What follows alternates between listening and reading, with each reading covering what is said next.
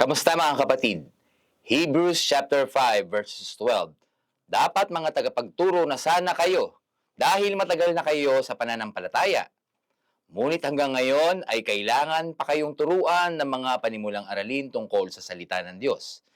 Katulad pa rin kayo ng mga sanggol na nangangailangan pa ng gatas dahil hindi nyo pa kaya ang mga matitigas na pagkain or tinatawag nga po natin na solid food. Wala pong masama sa mga panimulang mga aralin, amen. At in fact, yan nga po yung tinatawag natin na basics. Subalit, as Christians, as maturing Christians, ang desire po sa atin ng Panginoon ay mag-mature. To the point na tayo po ay nakakapagturo, nakakapagbahagi, nakakapag-share.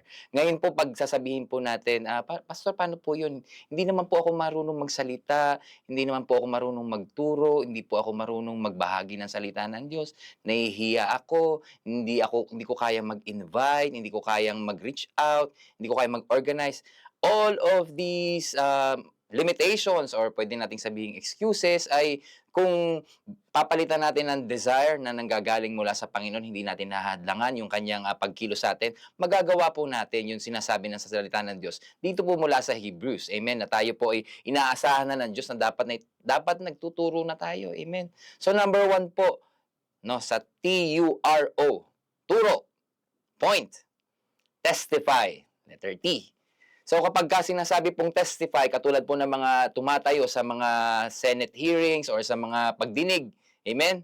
Tinetestify mo ang katotohanan and there is only one truth. Amen? Wala pong iba't ibang katotohanan. Ang katotohanan na ang Diyos ang may likha ng langit at lupa, ang Diyos na nagligtas sa atin, ang Diyos na patuloy na tumutustos at nagsusubaybay sa ating lahat, yun po ang ating dapat i-testify. And that you'll be able to understand. Letter U naman, no? Mauunawaan mo ang salita ng Diyos na nakasulat sa kanyang sa kanyang Biblia. Amen, sa kanyang salita.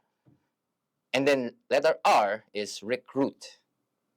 So tandaan po natin na yung ating pong tuturuan is not a automatic audience, no.